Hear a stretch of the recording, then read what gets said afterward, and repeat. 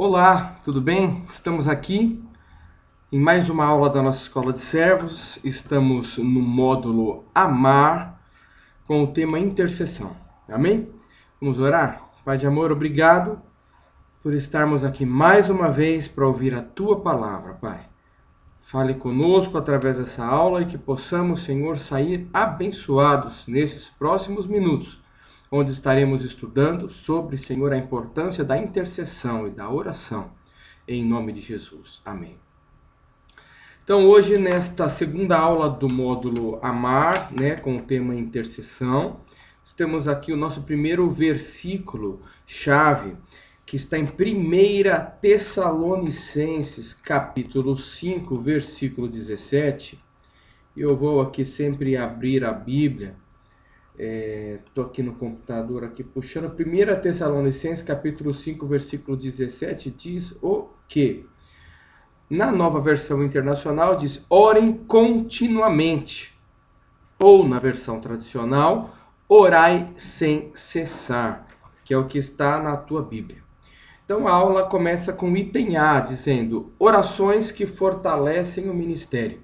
Então vamos estudar alguns tipos de oração do Velho Testamento e do Novo Testamento, que já aconteceram, claro, para que possamos utilizar também no nosso tempo de hoje, amém? Então devemos entender que somos seres espirituais e que vivemos em um corpo terrestre. Então somos seres espirituais e habitamos num corpo, tá? Deus, em sua divina sabedoria, criou o espírito e logo a seguir o corpo, conforme diz em Efésios 1:4, que Deus nos escolheu antes da fundação do mundo. Então, quando nós não existimos, quando o mundo não existia, Deus já e o nosso espírito já existia, porque o nosso espírito veio do próprio Deus. E lá no livro de Atos capítulo 1, versículos 14 e 15, nós temos já o modelo aí da nossa primeira oração que vamos citar hoje. Atos capítulo 1, versículos 14 e 15, diz assim. Atos 1:14. Todos eles se reuniam sempre em oração com as mulheres, inclusive Maria, a mãe de Jesus, e com os irmãos de Jesus. Naqueles dias, Pedro levantou-se entre os irmãos, um grupo de 120 pessoas. Então, nós vemos aqui a importância de nós estarmos nos reunindo para orar. A oração individual é muito boa, a oração com a nossa família somente é muito boa, mas é importante orarmos nós, como eles faziam aqui, eles, as mulheres e os discípulos, que chegavam até 120 pessoas, estavam orando juntos. Por isso a importância de estarmos orando em unidade, numa celebração como fazemos no culto de domingo, ok? E isso é importante, a oração junta. É o que nós vemos aqui no livro de Atos. Depois, no livro de Lucas, capítulo 11, versículo 1, nós temos um outro ensinamento. Lucas, capítulo 11, versículo 1. Certo dia, Jesus estava orando em determinado lugar. Tendo terminado, um dos seus discípulos lhe disse, Senhor, ensina-nos a orar, como João ensinou aos discípulos dele. Nós vemos aqui a importância, então, do discipulador ensinar os seus discípulos a orar. Mas aqui eu quero ressaltar uma coisa importante. Os discípulos estavam pedindo para que o mestre o ensinava. Os discípulos estavam com fome de aprender. Os discípulos estavam andando atrás do mestre e por isso pediram para que o mestre lhe ensinara os segredos da oração e como orar. Logo, um discipulador não pode ensinar a um discípulo que não está lhe seguindo. Um discipulador não pode dar comida para um discípulo que não está próximo dele. Nesse texto eu vejo então que você, discípulo, deve procurar o teu discipulador para que você possa então pedir orientação para ele de como você deve orar. E me surpreende muito quando você está em uma igreja e você diz que você não sabe quem é o teu discipulador. Se você não sabe quem é o teu discipulador, significa que você não está seguindo ninguém. Se você não está seguindo ninguém, realmente você não tem discipulador. Então você precisa procurar um. Na tua igreja, o seu pastor é o teu principal discipulador. Vá perguntar para ele.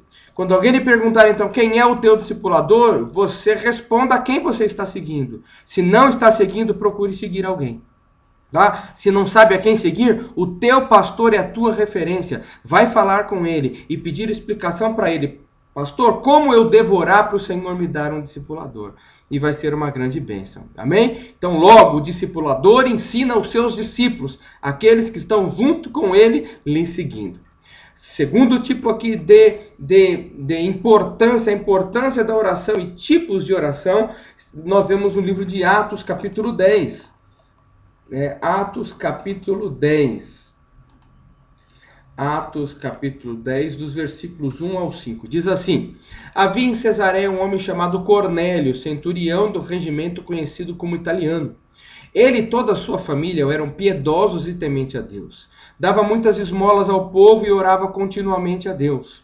Certo dia, por volta das 3 horas da tarde, ele teve uma visão. Viu claramente um anjo de Deus que se aproximava dele e dizia: Cornélio. E atemorizado, Cornélio olhou para ele e perguntou: que é, Senhor? E o anjo respondeu: suas orações e esmolas subiram como oferta memorial diante de Deus. Agora, mande alguns homens a Jope para trazerem um certo Simão, também conhecido como Pedro. Deixa eu ver se está gravando aqui direitinho. Está.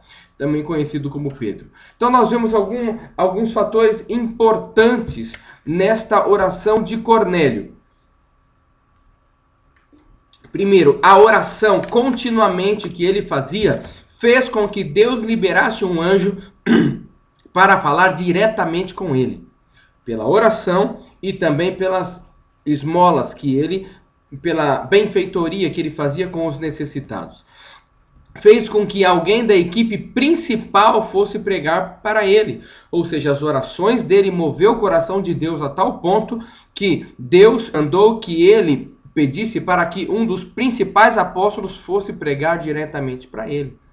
Porque ele estava orando continuamente, porque ele estava buscando continuamente. Então Deus ouviu dos céus a sua oração e moveu o coração de Pedro para ir até lá.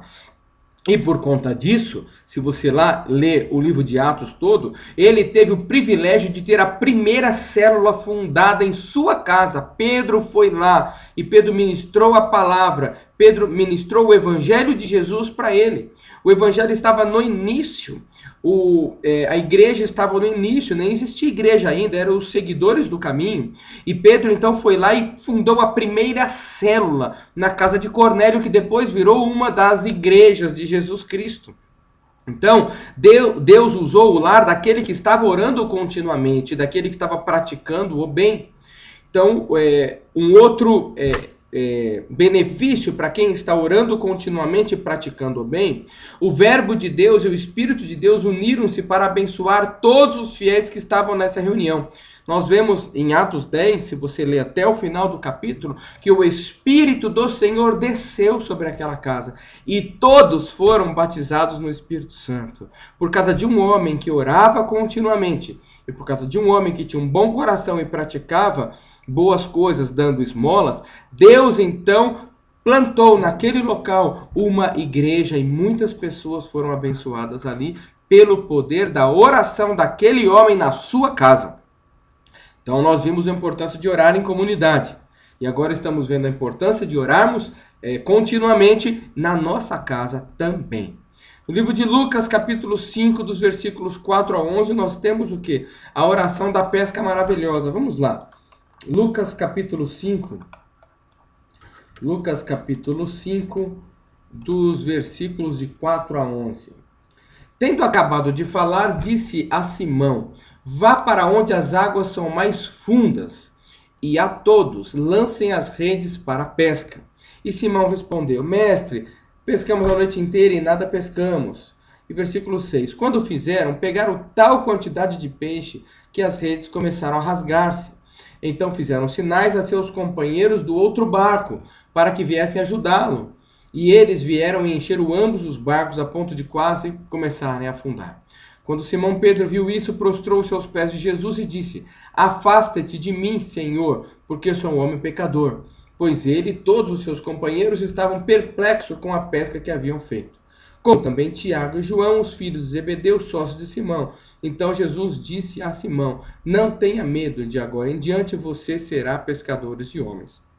Então, a oração da pesca maravilhosa, milagrosa, este termo é usado quando temos uma atividade evangelística, onde se espera que o Senhor traga uma colheita de abundante almas. É fundamental que os diferentes ministérios da igreja, que têm o desafio de ganhar almas, carreguem o ambiente de uma nuvem de glória, através da oração e do jejum. Entendemos que esse trabalho é espiritual e que devemos usar as armas que o Senhor nos entregou para nos assegurarmos do sucesso do evento.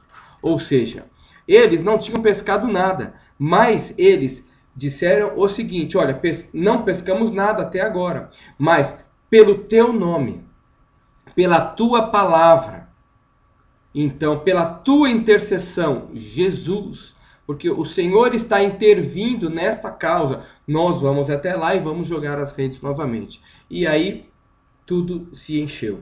Então nós temos também meta aí de batismo, né? Queremos batizar muitas almas para Jesus. Isso é uma grande colheita que estamos pedindo para Deus nos enviar as almas.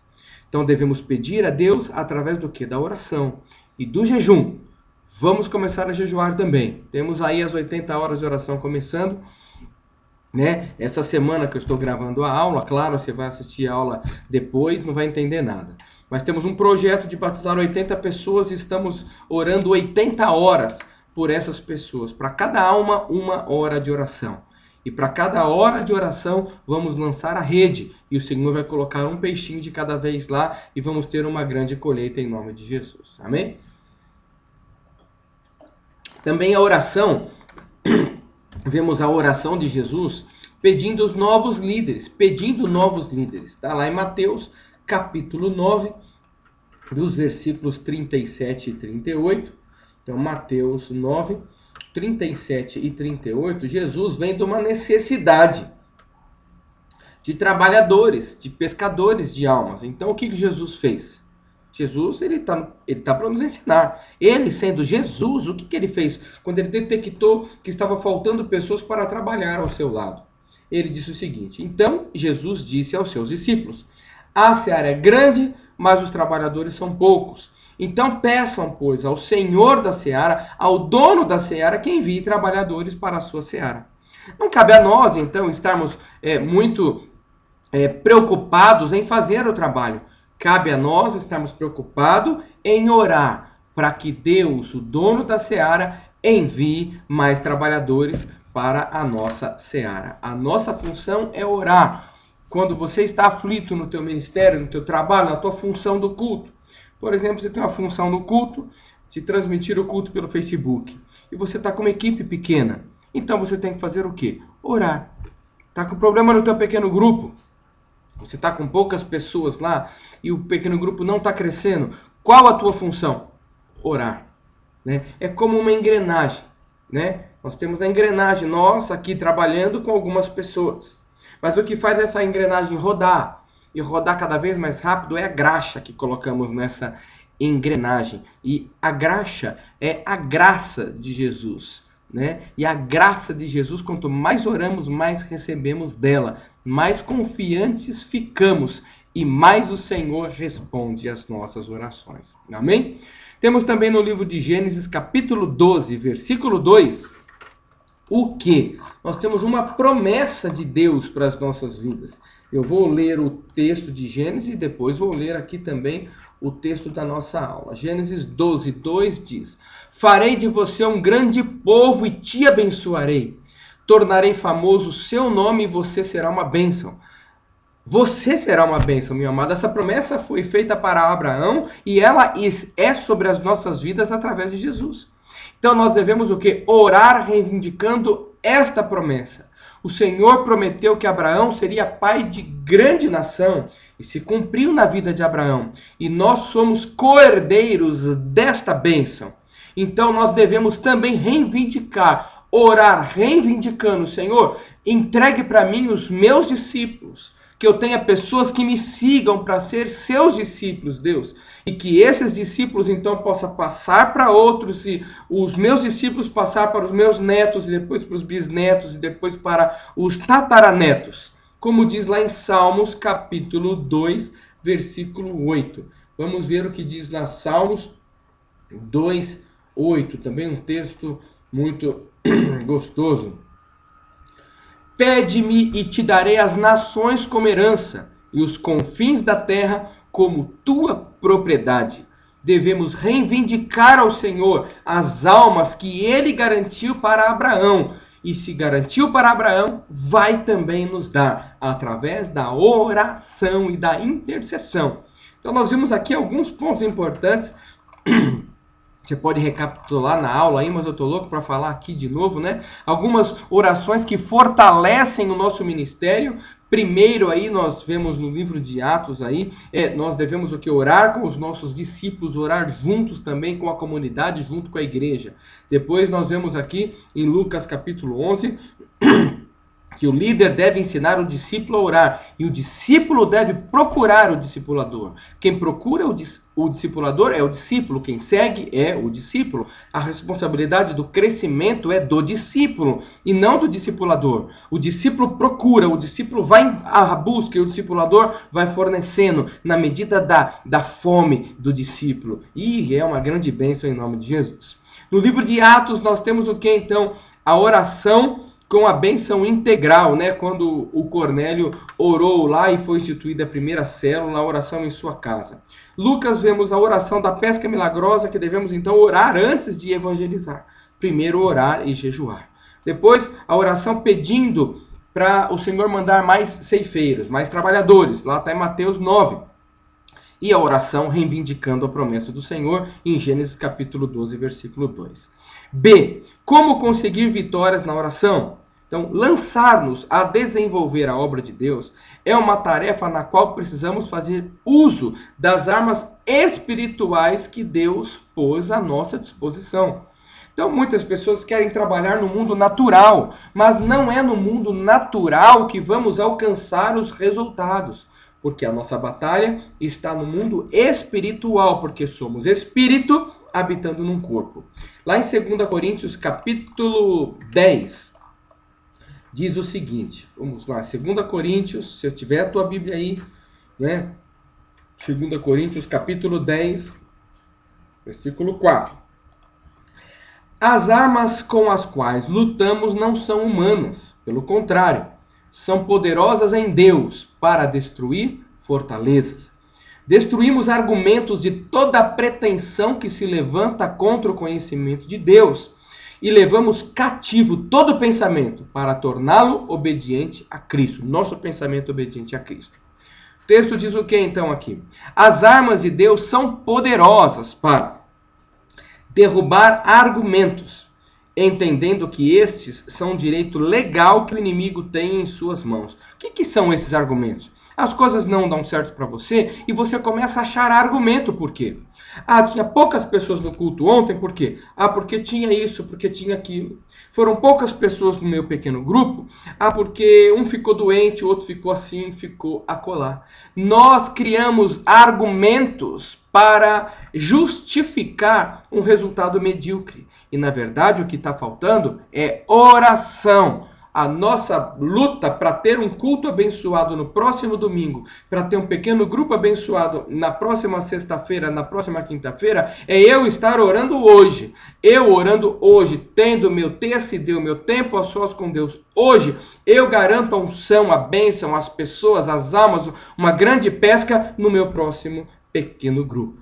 Amém? Então, a oração, a arma do Senhor derruba esses argumentos. Os argumentos que vêm na nossa mente fazendo com que fiquemos paralisados.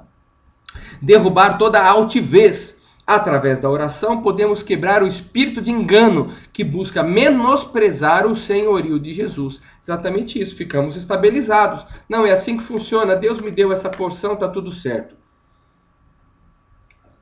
Eu não preciso crescer mais. Vê como é uma palavra altiva. Eu não preciso mais crescer, né? Não, tá errado. Deus nos fez para crescer sempre até a volta do Senhor Jesus. Amarrar todo pensamento. Uma das estratégias do inimigo é pôr na mente das pessoas, na minha, na tua, pensamentos sutis para tirar a força de conquista na vida daqueles que servem a Deus.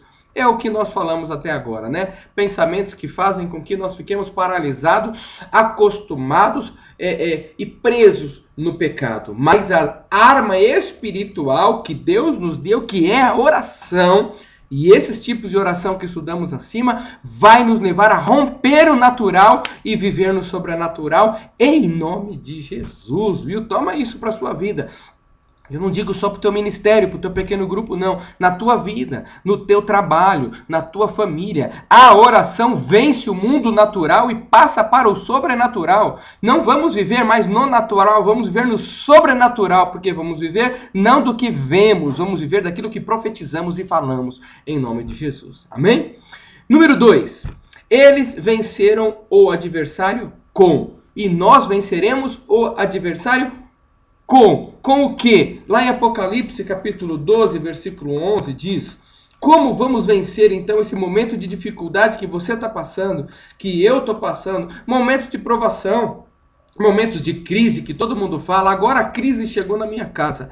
Não, meu amado, a crise não vai bater na tua porta, porque na tua porta tem lá uma marca do sangue de Jesus, e essa marca lhe garante a vitória. Se você crê e você exatamente vencer em oração, suponhamos que você esteja desempregado, tá? Ou seja, você tem mais tempo para orar. Dedique-se pelo menos 1 hora de oração em prol do teu novo emprego. E Deus vai te dar um emprego maravilhoso. Deus vai fazer de você coisas grandes. Porque é Ele que abre porta e é Ele que fecha a porta, é Ele que permite que a doença passe pela nossa casa, para que a glória dele se estabeleça lá e você receba a tua cura, para que a glória de Deus se estabeleça. E Deus está falando comigo aqui, como que a glória de Deus pode se estabelecer numa casa?